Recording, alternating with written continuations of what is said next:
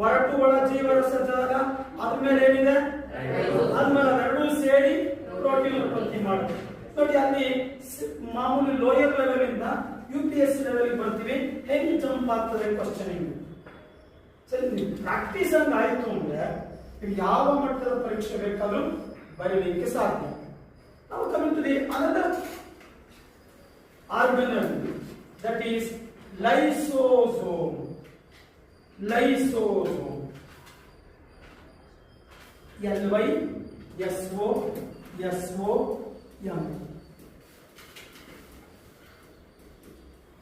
Lysosome. ತುಂಬಾ ಸರಿ repeat ಆಗಿರೋ ಪ್ರಶ್ನೆ. ಇವುಗಳನ್ನ ಆತ್ಮಹತ್ಯಾ ಸಂಚಿಗಳು ಅಥವಾ ಸುಯಿಸೈಡ್ ಸ್ಯಾಕ್ಸ್ ಅಂತ ಕರೀತೀವಿ. ನೀವು ಸ್ಯಾಕ್ಸ್ ಅಂತ ಬರೆದ್ರು ಸರಿ, ಬ್ಯಾಗ್ಸ್ ಅಂತ ಬರೆದ್ರು ಸರಿ.